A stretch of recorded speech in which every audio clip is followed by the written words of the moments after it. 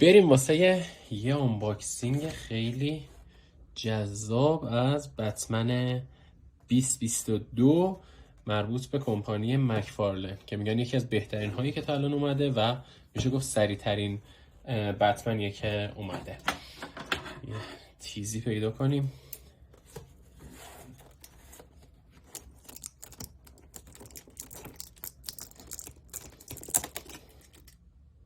قرار ببره، قرار نبوده جور بکنه.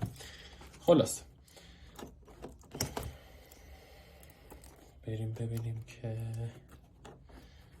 چه خبره توش. این بیاد اینجا.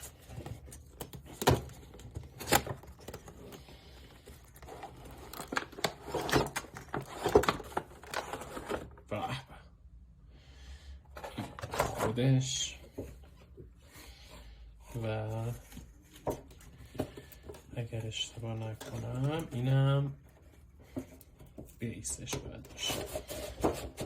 این هم از بیسش. این که مثلا پایشه، بعد یه دونه عکسش اینجا و خودش و اسلحه‌اش. چیز جذابیه. فیلمش که هنوز پخش، یعنی سینما رفته اکران شده، فیلمش هنوز برای دانلود و اینا نیومده. رابرت پاتینسون و خیلی جذاب، واقعا حرف نداره. نمیدونم چقدر جزئیات شما میتونید ببینید، ولی کار خیلی قشنگیه. خیلی کار قشنگیه، خیلی هم عالی. چشما خیلی خوب در اومده، جنسش حرف نداره. اسلحه‌شو داریم و این قسمتو خیلی عالی، خیلی عالی. خودش هم در بیاریم.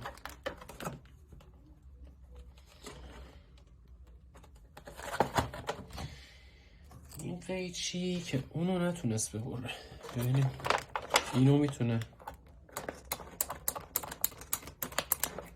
او آفرین، بعید بود، انتظار نمیرفت. آبروداری کرد. خب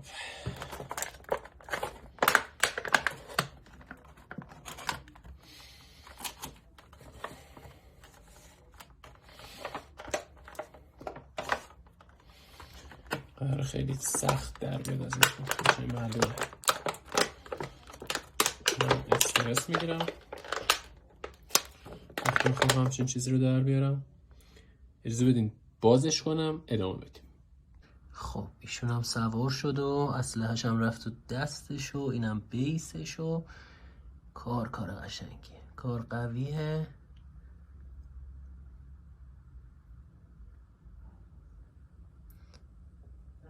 خیلی هم عالی.